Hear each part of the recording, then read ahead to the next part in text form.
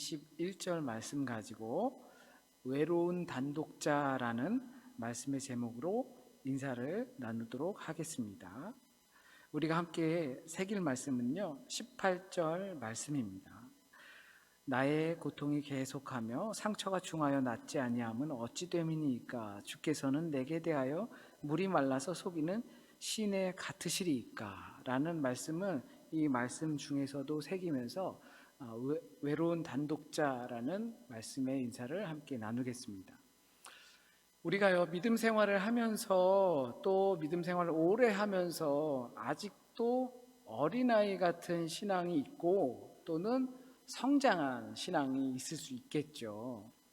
아무리 연수가 길어도 아직도 초신자 같은 모습과 믿음이 있을 수 있고, 아니면 조금 따라다니는 사람의 입장, 보통 따라다닌다라는 것은 제자를 가르칠 때 따라다닌다라고 하거든요. 그 정도의 입장이 있을 수도 있고, 또 따라다니면서 가르치는 정도에까지 도달한 제자가 있을 수도 있을 겁니다. 만약에 이런 단계가 있다면 우리가 어떻게 하면 그 단계를 발전할 수 있을까요? 우리 아이들이 태권도를 하는데요, 태권도를 하면 일정 기간 일정 기술을 배우면서 승급을 해요. 그 띠를 점점 높이는 거죠. 그 띠를 점점 높이면서 아이들은 뭔가 자부심도 갖고, 그리고 자기가 어느 정도 레벨에 왔다라는 것을 알 수 있게 되기도 하죠. 믿음에 있어서는 그렇게 어린아이 같은 신앙에서 또 따라다니는 제자의 신앙에서 따라다니며 가르치는 제자의 신앙의 단계가 있다면 우리가 어떻게 하면 그렇게 올라갈 수 있을까요? 어떻게 하면 성장할 수 있을까요? 어쩌면 제일 먼저 느끼는 게 의지가 아닐까 생각해 봅니다. 내가 하고자 하는 의지, 내가 가르치고자 하는 단계까지 오르고 싶어 하는 원하는 마음. 나는 그냥 교회나 왔다 갔다 하는 그런 수준을 원해 라고 한다면 더 이상 배우거나 더 이상 제자의 삶을 살고자 하는 마음을 그렇게 그래야 될 텐데 라는 마음이 없을 거예요. 아마가 각자가 원하는 부분이 필요하다고 생각할 것입니다. 그래서 지난주에 주님께서는 이렇게 말씀을 하셨어요. 나를 따라오려거든 자기를 부인하고 자기 십자가를 지고 따를 것이다. 따라올 의지가 먼저라는 거예요. 그러니까 따라올 의지가 있다면 이라고 이해할 수가 있어요. 다르게 표현하면 나랑 이 일을 계속 하고 싶다면, 계속 이 믿음의 길을 갈 것이라고 한다면 자기를 부인하고 자기 십자가를 지고 나를 따를 것이다. 그것은 곧 점점 더 성장할 것이다 라고 하는 거죠. 여기서 아마도 많은 부분이 결정이 난다고 생각합니다. 또 다른 표현으로 한다면 예수가 구주라는 사실을 내가 믿고 고백하고 계속 그 길로 가고자 한다면 이 길, 성장의 길, 나는 그냥 초신자의 믿음으로 만족해, 필요하면 달라고 그러고 또 만족해 주시면 또 잊고 살고 나는 충분해 라고 하는 것에서 끝나지 않는다라는 말씀인 거죠. 더 높은 단계로 가려면 내가 그러고자 하는 의지가 필수적으로 필요하겠지만 믿음과 구원의 연속성 안에서 있다라고 생각할 때 의지가 아니라 이 길은 피할 수 없는 과정이라는 겁니다. 초급반에서 중급반으로, 고급반으로 더 나아가 선생으로까지 나아가야 합니다. 우리가 이 믿음을 버릴 것이라면 이 길을 가기를 머뭇거리지 않았으면 좋겠습니다. 만약에 나는 그만 믿을래 라고 하는 것이 아니라면 날마다 성장하고 날마다 주님께서 주시는 은혜를 따라 순종하며 살아가는 삶을 멈춰선 안 될 겁니다. 오늘 본문은 그 길 위에 서 있는 한 선지자, 눈물의 선지자 예레미야의 고백이 담겨져 있는 그 상황입니다. 이 본문을 보면서 길을 따르는 자들이 당하게 되는 상황들이 있다는 것을 알게 됩니다. 자기를 부인하고 하나님을 인정하고 살 때 실질적으로 경험할 수 있는 일들이 있다라는 것을 알게 됩니다. 주님을 따르는 제자들이 당하는 것이 있다면 주님을 위해서 부끄러움을 당하게 된다라는 겁니다. 왜 그럴까요? 진리를 선포하는 자이기 때문에 그렇다는 겁니다. 예레미야는 동족들을 대상으로 이제 우리는 바벨론의 포로가 될 거야. 그렇기 때문에 바벨론에게 이제 저항하지 말고 항복하고 백기 들고 투항해야 돼 라고 하는 하나님의 말씀을 백성들에게 전해야 되는 거예요. 왕에게 말하고 또 다른 선지자들에게 말하고 마을에서 말하고 사람들에게 막 말을 해야 돼요. 이 말을 멈출 수가 없었던 거죠. 이런 것이 하나님의 말씀이라니 너무나 고통스럽고 잔혹한 아우프갑의 임무를 받은 거예요. 엘리야 선지자는 바알 선지자들과 싸움에서 크게 이겼죠. 정말 기적적인 승리를 거두었어요. 그런데 이세벨이 앙심을 품었어요. 엘리야를 죽여야겠다. 그럼에도 큰 승리를 일궜음에도 불구하고 겁이 나서 도망가고 말았습니다. 그런데 심지어 동족들에게 우리는 항복해야 돼, 백기투항해야 돼 라고 선포한다라는 것이 정말 죽을 것 같은 고통이 따르지 않았을까 생각이 듭니다. 그래서 예레미야는 그 이유 때문에 온갖 수모를 당했습니다. 하나님께서 주신 그 말씀이 진리이기 때문에 그 진리를 따라서 가는 곳마다 선포함을 통해서 부끄러움을 당한 것이죠. 그것이 예레미야에겐 자기 부인을 통한 결과였어요. 주님을 따르기 위한 결과였어요. 매를 맞았고요, 옥에 갇혔고요, 그리고 사람들이 막 그에게 침을 뱉었어요. 우리에겐 이런 기록된 하나님의 말씀이 있습니다. 그 하나님의 말씀은 분명하게 우리에게 해주시는 말씀이 있습니다. 그리고 그것을 믿고 신뢰하며 순종의 삶을 사는 사람들에게 예레미야가 당했던 것과 같지는 않을 수 있겠지만 분명히 우리도 주님의 제자의 길에서 서고 나를 부인하고 하나님을 인정하면서 살아갈 때 우리가 부끄러움을 당할 수 있다는 겁니다. 과거 한때는 그리스도교가 어딜 가나 환영을 받았어요. 예수를 믿는 사람이다 라고 하면 환영을 받았어요.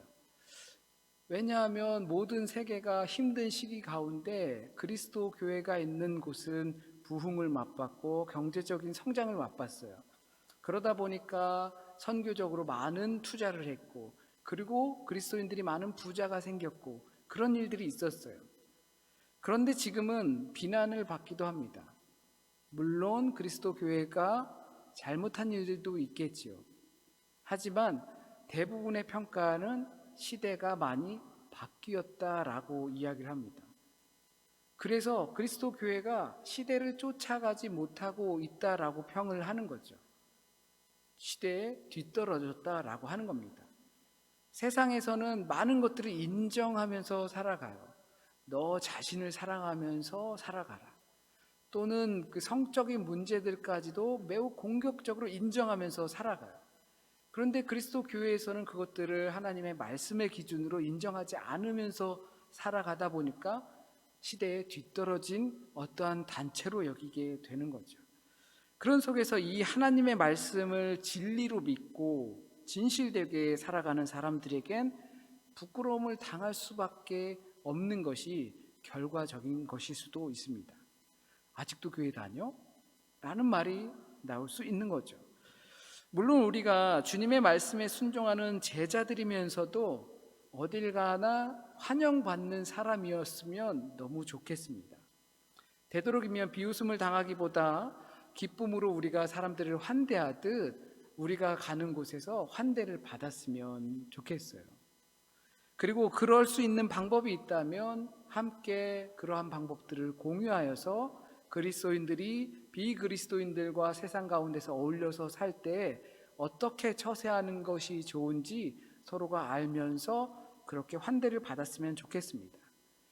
그런데 서로가 중요하게 생각하는 가치관, 본질적인 가치관 자체가 다르다 보니까, 목적을 갖고 사는 삶 자체가 다르다 보니까 결국엔 어딘가에서 부딪힐 수밖에 없다라는 것이죠. 우리는 내 안에 있는 죄는 물론이고 밖에서 일어나는 죄들까지도 상대를 해야 하는데, 이것이 서로 환영받고 환대받으면서 살아갈 수 있을까라는 것도 우리 그리스도인들, 주님의 길을 따라가는 사람들, 자기를 부인하며 부끄러움 당하기를 거리게 하지 않는 사람들에게 얼마나 큰 문제일까 생각이 듭니다. 그러나 이것이 제자의 운명이 아닌가. 이런 일들은 우리에게 우리가 믿음을 갖는 것은 좋은 일이지만 그 믿음으로 인해서 우리의 삶이 힘들어지기를 바라는 사람은 아무도 없습니다. 그런데 이런 말이 있대요. 서양 사람들은 종교를 바꾸는 거에 대해서 너무나 진지하게 생각을 한대요. 예를 들면 카톨릭에서 개신교를 옮기는 것도 너무나 진지하게 생각한대요. 종교개혁이라는 것이 독일 땅에서 본격적으로 이루어질 때, 그 후에는 이 영주들의 영토에서 영주들이 믿는 종교 신앙이, 그것이 개신교가 됐든 카톨릭이 됐든 이렇게 주도권이 쥐어졌었거든요. 그러니까 거기서 벗어나는 것은 사실상 너무나 어려운 일이, 동네를 떠나야 돼요. 마을을 떠나고 집을 떠나야 되는 일이 그 신앙을 바꾸는 일이거든요. 그런데 한국 사람들에게는 종교, 소위 말해서 개종하는 것이 사실 그렇게 어렵지 않다고 합니다. 왜냐하면 한국 사람들은 사람들과의 관계를 중요시 여긴대요. 그러다 보니까 내가 카톨릭 신자이지만 개신교 신자인 아내와 만나게 되면 서스럼 없이 개신교로 옮기거나 또는 카톨릭으로 옮기거나 하는 것이 큰 문제가 되지 않는 경향이 매우 크다라는 조사가 있다고 합니다. 그런 조사의 신빙성이 있다면 우리에게 하나님의 말씀이 진리라는 것은 스스로 믿지만, 그로 인해서 부끄러움을 당하고 관계가 망가지는 것은 어느 누구도 바라지 않을 거라는 거죠. 오늘 본문에 예레미야의 독백이라고 할 수 있는 예레미야의 기도가 등장하게 됩니다. 예레미야는 하나님께 고합니다. 물론 우린 사람들과 그것을 풀 수 있습니다. 그러한 관계의 문제, 내가 제자로서 살아가면서 어떤 문제들이 발생했을 때 그 문제들을 직접적으로 사람들과 풀어갈 수 있습니다. 하지만 궁극적으로는 그 문제를 해결하시는 분은 하나님뿐이라고 말할 수밖에 없는 거죠. 그래서 우리가 진리로 인하여서 부끄러움을 당하거나 관계의 문제를 경험할 때 나 자신은 적어도 하나님께 고해야 한다는 겁니다. 기도의 형식이 중요한 것이 아니라 주님께 붙들려 홀로 앉았다라는 것이 중요하겠죠. 예레미야가 그렇게 고백을 해요. 주님의 말씀을 너무나 맛있게 잘 먹었는데 내가 좋은 곳에 가지 못하고 주님 앞에 붙들려서 이렇게 홀로 외로이 주님 앞에 있습니다. 그 과정이 필연적이기도 하지만 그것이 우리에게 더 좋은 길이 될 수 있다는 거죠. 아무도 어느 곳도 우리 그리스도인의 정신을 환영해 주지 않을 때 우리는 그 환영받는 자리를 그리워해서 부러워하는 것이 아니라 주님과 대면하여서 외롭지만 홀로지만 주님과 그 대면한 자리를 기뻐해야 하는 것입니다. 오늘 본문 18절에 예레미야가 이렇게 말하죠. 나의 고통이 계속하며 상처가 중하여 낫지 아니하면 어찌 됨이니까. 주께서는 내게 대하여 물이 말라서 속이는 시내 같으시리이까. 주님 저를 속이신 건가요? 물이 넘치는 시냇가인 줄 알고 갔더니 신기루네요. 가짜였어요. 왜 저에게 이런 상황이 끝나지 않는 건가요? 깊은 외로움과 끝이 보이지 않는 현실적인 문제들에서 하나님을 부르짖는 겁니다. 그 자리가 복된 자리입니다. 나는 하나님의 말씀을 선포했을 뿐인데, 명령에 순종하면서 살았을 뿐인데 칭찬은 고사하고 받아들이지 않는 사람들에게 끝없는 곤욕을 당하는 것에 대한 한풀이이기도 합니다. 그러나 그런 고통과 외로움의 길을 통과할 수 있는 방법은 하나님의 말씀이 진리라는 것에 흔들림 없이 하나님을 찾는 겁니다. 그것이 신 앞에 선 인간의 외로운 모습입니다. 비록 우리가 그렇게 되고 싶어서 외로운 단독자의 삶을 가는 것은 아닐지 모르지만 그것은 하나님과 분명히 가까워지는 길이라는 것입니다. 한번 돌이켜 보시죠. 우리가 그와 같은 시간이 있지 않다면 우리는 하나님과 가만히 앉아 있는 시간을 갖기보다 여러 다른 일들로 정말 많은 분주한 시간들을 보내면서 나는 믿음이 있다라고 하며 제자리에 있는 모습을 발견하게 되실 겁니다. 그렇게 고독하고 외로운 길로 하나님 앞에 서 있길 원하지는 않지만 그러나 그것이 우리를 성장시키는 길이라는 겁니다.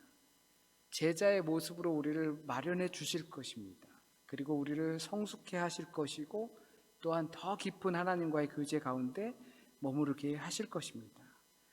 물론 당장에는 이런 뻔한 하나님을 찾으라는 것이 답이 되지 않을 수 있다는 것 너무나 잘 알고 있습니다.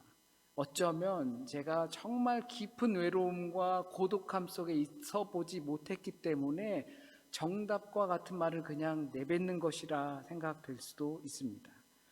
그런 것을 의식해서인지 예레미야에게 하나님은 말씀해 주십니다. 네가 그 생각을 돌이키면 내가 분명히 강력하게 구원하실 것이다. 우리가 제자로서 살아가고 진리를 따라서 고백하며 순종하며 살아갈 때 당하게 되는 그 부끄러움을 당하고 피할 수 없는 깊은 외로움을 경험하겠지만 그런 것 때문에 생길 수밖에 없는 마음의 흔들림과 의심.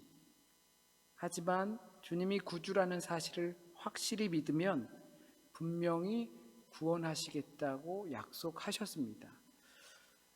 이것이 하나님의 말씀인데 우리의 상황 속에서는 과연 이것을 믿을 수 있겠는가라는 생각이 들 수 있겠죠. 그래서 하나님께서 예레미야에게 다시 한번 말씀하신 겁니다. 네가 돌아오면 네가 그 자리로 가는 것이 아니라 그들이 너에게로 올 것이다. 네가 내게로 돌아오면 너의 생각을 돌이키면 우리의 생각에는 살리는 생각이 있고 죽이는 생각이 있습니다. 생명의 생각으로 진리 앞에 돌아오면 이라고 우리가 의심하는 그 가운데 계속 반복하여 말씀하십니다. 믿음의 길은 기쁜 길이기도 하지만 분명한 사실은 외롭고 고독한 길이라는 사실을 잊으면 안 됩니다.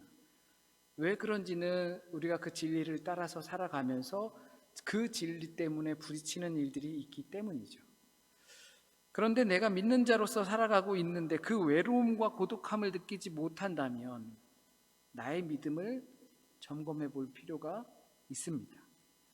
세상은 악하다고 외치고 말하면서 그렇게 생각하면서 그 악한 세상 속에서 선하신 하나님과 살아갈 때 어찌 외롭고 고독하지 않을 수 있겠습니까? 내가 어린아이와 같은 믿음에 있지는 않은가? 내가 주님을 따르고 가르치는 자가 되고자 하는 의지가 없는 것은 아닐까? 분명히 점검해 보시길 바랍니다. 내 생각이 어디 있는가? 내 의지가 어디 있는가? 그 가운데서 비록 우리가 외롭고 고독한 삶 안에 있다 할지라도 우리와 마주해 주시는 우리의 간구를 들어주시는 그 하나님을 경험하실 수 있길 진심으로 소원합니다. 그 경험을 통하여서 설명할 수 없는 합리적으로 설명되지 않는 구원의 하나님께서 우리에게 찾아오시는 경험들이 있으시길 진심으로 소원합니다. 기도드리겠습니다. 우리를 찾아오셔서 우리가 한풀이를 하고 누가 내 말도 들어주지 않고 간구할 곳이 오직 주님밖에 없을 때 주님께서 우리의 음성을 들어주시고 우리의 외롭고 고독한 상황들을 바라봐 주시고 그 상황 속에 찾아와 주시어서 내가 너의 벗이다, 내가 너의 친구다, 내가 너를 분명히 구원할 것이다, 네가 부러워하는 그 상황 속으로 가고 싶어 하는 것이 아니라 많은 사람들이 하나님과 함께하는 너와 함께하기에 할 것이다 라고 하신 그 하나님의 말씀을 우리가 마음으로 깊이 새기고 의심하는 순간들이 있을 때마다 그 마음을 돌이키게 하시고 구원의 하나님을 우리의 삶 가운데서 환경과 상황 속에서 관계 속에서 일터에서 학업 중에서 미래 가운데에서 하나님 만날 수 있도록 인도하여 주옵소서. 주님, 혹시 우리가 들어야 할 오늘의 말씀 가운데 잘못된 말씀이 있다면 우리 기억 속에서 온전히 지워주시고 분명하지 않은 것이 있다면 우리가 살아가면서 그 말씀을 통하여 분명히 깨닫게 하시어서 우리의 삶 가운데 뿌리 내리게 하시고 또한 열매 맺게 하시어서 하나님의 자녀로 하루 또 한 시간 조금 더 성장하며 주님을 기뻐하는 자녀들로 살아갈 수 있도록 인도하여 주세요. 한 주간의 삶도 주님께 맡깁니다. 많은 어려운 과제들을 풀어가야 하고 또한 피하고 싶은 일들을 마주해야 하는 경우들이 우리의 삶 가운데 있습니다. 주여 함께 하시어서 함께 하심을 믿고 담대히 나가게 하시며 주님의 뜻 가운데서 승리하여서 우리가 함께 만나 기쁨으로 또한 하나님을 예배하고 찬양할 수 있도록 주여 인도하여 주옵소서. 병든 자들 하나님 하루속히 낫게 하여 주시고 마음에 지치고 또는 마음의 문제들과 그런 문제들 속에서 살아가는 주님의 자녀들에게 새 희망이 되어 주셔서 더욱더 회복된 모습으로 만나게 하여 주실 것을 믿으며 모든 말씀 우리 주님 예수 그리스도의 이름으로 기도드립니다. 아멘.